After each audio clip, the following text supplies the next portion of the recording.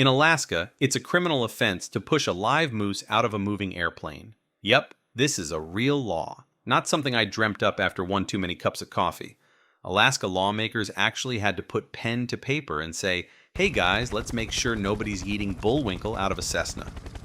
Now, who hurt you, Alaska? Who looked at a perfectly majestic moose, calmly chewing on some tundra grass, and thought, you know what this guy needs? A quick skydiving lesson?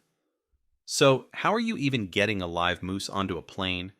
These things weigh like 1,500 pounds on a good day. You're telling me some guy thought, yeah, this oversized woodland cow will definitely fit into my two-seater prop plane. Did the moose climb aboard willingly? Was it tricked? Come on, Bullwinkle, there's free snacks on board. Ooh, free snacks? Wait for me, I am coming. The plane is flying at a few thousand feet, and this poor moose is just chilling in the back, probably munching on some emergency peanuts. Suddenly, the cabin door opens, and someone starts trying to gently nudge the moose toward the edge. I mean, if you're the guy trying to push the moose, how is this ending well for you? Moose have antlers and hooves, and they're not afraid to use them. Best case scenario, you end up with a hoofprint tattoo across your chest. Worst case, the moose wins. Ladies and gentlemen, in the white corner, standing at 6'3" tall and weighing 168 pounds, a character who has faced some incredible obstacles, the tallest elf of all time. And you're the one taking an involuntary skydive. If you think about it, somewhere along the way, this must have happened. Laws don't just materialize out of nowhere, right? Milan, Italy, home of high fashion, incredible pasta, and apparently mandatory grinning. In Milan, it's the law to smile at all times unless you're at a funeral or in a hospital. So if you're out there frowning in public, congratulations! You've just committed a crime against happiness. Pack your bags for Italian jail, but don't forget your Colgate smile, because they might have rules there too. So you're walking through Milan minding your own business. And suddenly, you stub your toe on a cobblestone. It's throbbing like a guitar solo at a Metallica concert, but you better plaster on that grin. Oh, what a lovely day it is to be alive and in excruciating pain. Or you're stuck in line at a gelato shop. The kid in front of you is taking forever to choose between chocolate or vanilla. Your inner devil is bubbling up, but nope, smile. Smile like you've just won the lottery, even if all you want is your damn gelato. Mamma mia, il tuo italiano fa schifo! But let's not forget the exceptions. Funerals, totally fine to cry. Hospitals, frown away. So if you're desperate to show the world your resting, bitter face, just book yourself a quick hospital visit. Excuse me, doc, can you slap on a Band-Aid so I can legally look annoyed for a couple of hours? Now, how does this law even work? Is there a smile police? Do they just roam the streets with a clipboard and a ruler? Sir, your grin is 2 centimeters too narrow. That's a €50 fine and a free session of forced grin school. And what happens if you're a naturally serious person? Does Milan deport you? I'm sorry, Godfather, but your lack of mirth does not meet our standards. You will have to go back to America. Perhaps you'd smile more if we offered you an offer you can't refuse.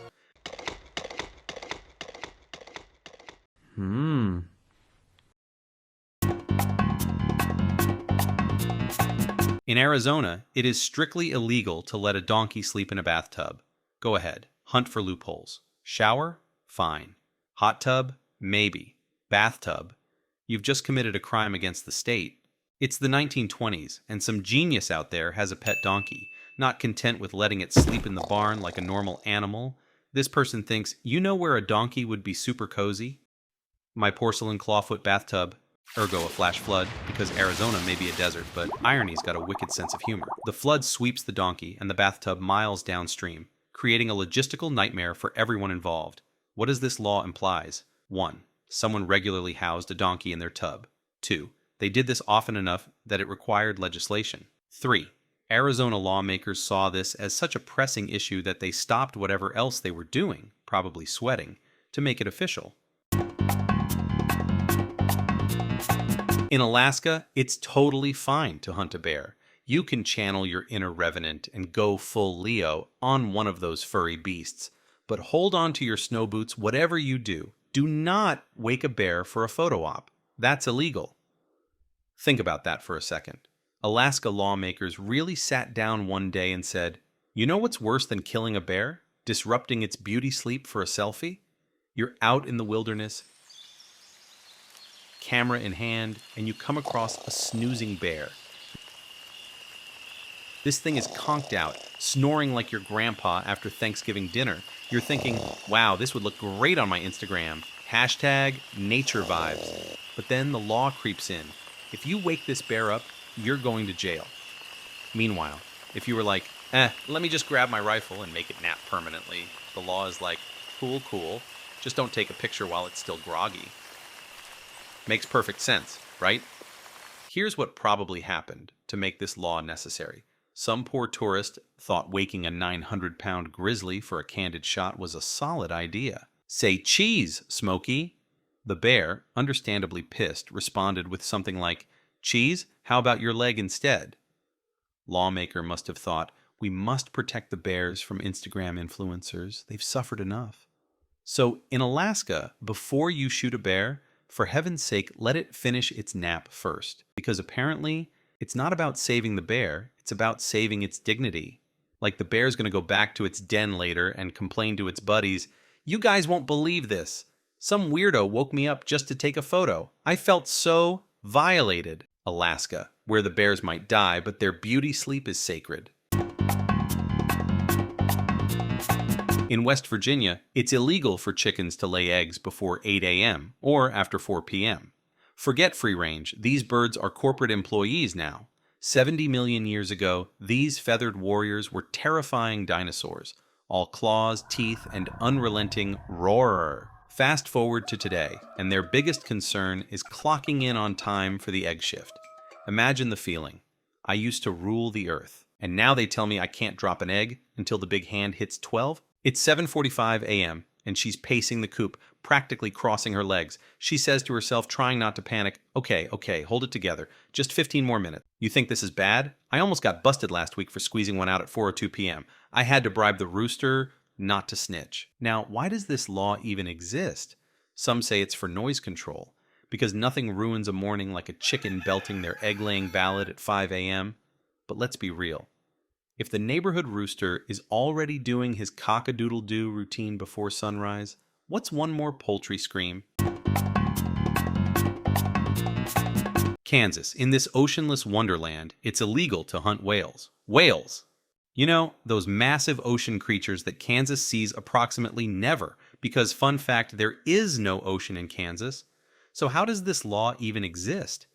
Did some Kansas lawmakers just wake up one day and say, you know what's been a real problem around here? People are harpooning imaginary whales.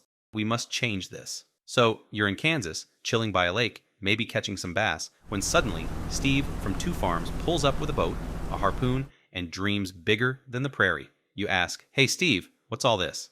And Steve, wide-eyed, whispers, Moby Dick lives in Lake Wichita and I'm gonna get him. Steve, you know damn well we have a law against whale hunting here.